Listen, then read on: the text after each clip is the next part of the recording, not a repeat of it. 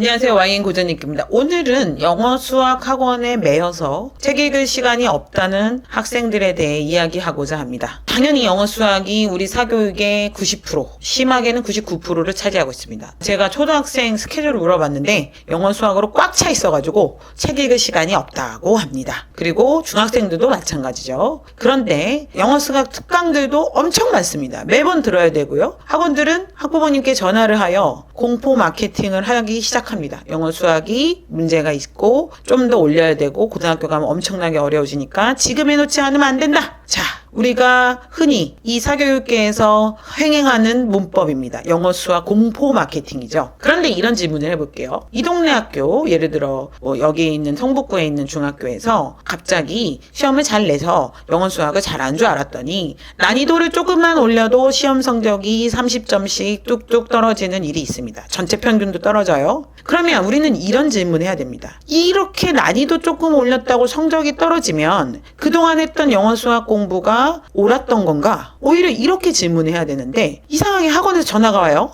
이번에 학교가 시험이 어려워져서 공부를 더 해야 됩니다. 특강을 들으세요. 특강을 들어야 그 문제도 해결됩니다. 정말 이상한 이야기죠. 평소에 난이도가 조금 오른다고 성적이 20, 30점씩 쭉쭉 떨어질 거면 평소에 영어 수학을 어떻게 공부했느냐? 여기에 일단 저는 질문을 하고 싶습니다. 수능에 그대로 대입해 볼게요. 불수능이라고 합니다. 작년 수능이. 수능이 그래요. 어려울 수 있어요. 근데 작년 수능이 불수능이었던 킬러 문항 문제만이 아니라 수능에 약간 유형과 뉘앙스가 바뀌었어요. 그래서 학생들이 적응하기가 어려웠죠. 그래서 아니 뭐야 이거 처음 보는 문제들이 있네. 이런 유형은 처음이야 하면서 난이도 문제 때문에 어려움을 겪었는데 분명 거기도 1등급 맞은 아이들이 있고 대학을 잘 간 아이들이 있고 스카이를 간 학생들이 있습니다. 그러면 같은 공부를 하고 같은 학원을 다녔는데 그 아이들은 왜 갔을까요? 그 아이들이 새벽 4, 5시까지 공부를 미친 듯이 하고 과외를 더 많이 해서 갔을까? 이건 아닙니다. 그 아이들은 능동적인 읽기 능력이 뛰어난 학생들이거든요. 백발백중 문해력 독해력이 높은 아이들이에요.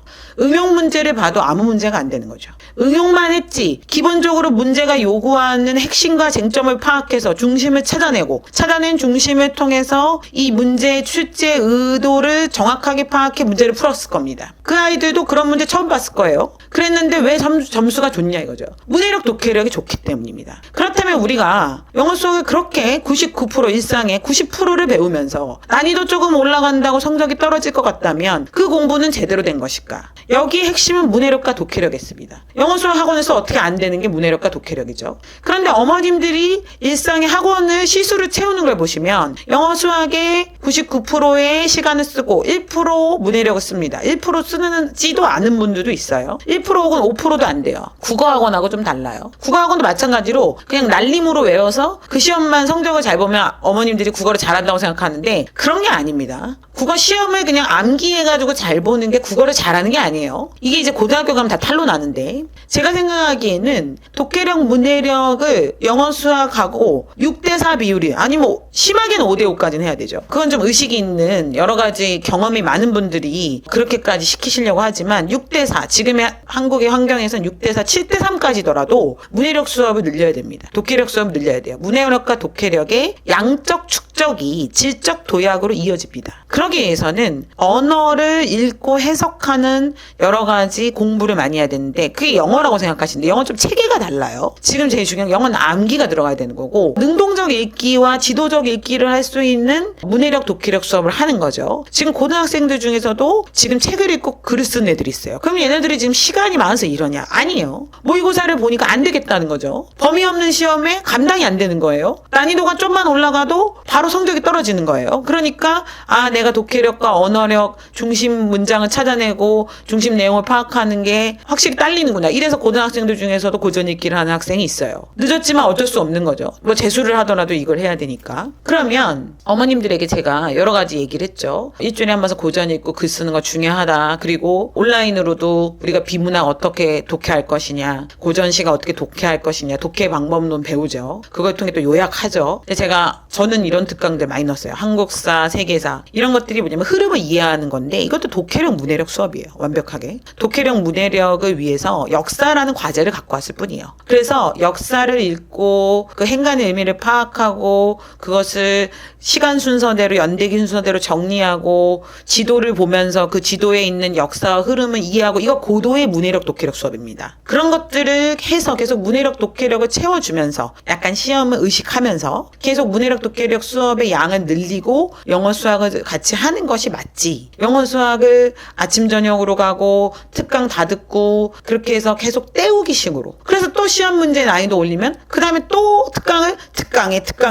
또 붙이실 건가요? 그러다 안 되면 가해 붙이고. 이 방법이 없어요. 그리고 계속 이게 악순환의 고리에 들어가는 거예요. 학원들이 말하지 않는 게 가서 책 좀 읽고 독해력하고 문해력 좀 해라. 이 말을 하지 않습니다. 왜? 자기 학원 시간에 학생들이 들어야 되기 때문에 책임 안 지는 거예요. 그러다 대학을 못 가는 거죠. 그러면 그 책임 다 어머님과 학생에게 돌아가는 겁니다. 저는 이러한 지금 우리나라 영어 수학에 편중된 이러한 교육이 얼마나 위험한가 그리고 그렇게 해서 얼마나 많은 재수생과 얼마나 많은 불합격생을 양산했는가를 정말 뼛속 깊이 알기 때문에 지금 확실히 어릴수록 독해력과 문해력의 양을 확 늘리고 그 수업을 통해서 양적 축적을 통해서 능동적 읽기야 고급 읽기가 되고 그래서 읽기가 되면 무진장 많은 것들을 빨리빨리 읽어내면서 중심을 바로 파악할 수 있어요. 그러면 이 속도가 붙어요 공부에. 그래서 응용 문제를 그냥 자유자재로 풀 수 있는 학생으로 만드는 데 시간을 쏟아야지 그냥 단기간 지금의 시험 성적을 때우기 위한 특강 그리고 특강으로 계속 뭔가 잘하고 있다고 생각하는 그 안심하는 어떤 우리의 만족감 같은 것들이 좀 아니한 것이 아닌가. 비율을 생각해 봅시다. 국어, 문해력, 독해력 수업의 비율을 늘려야 합니다. 영어 수학에 너무 목매어서 그것만 하다가 나중에 영어 수학도 안 되는 상황이 분명히 옵니다. 응용과 난이도에 따라서 줄줄이 재수를 해요. 그렇게 만들지 않기 위해 학생이 고생하지 않기 위해 문해력, 독해력을 길러주시는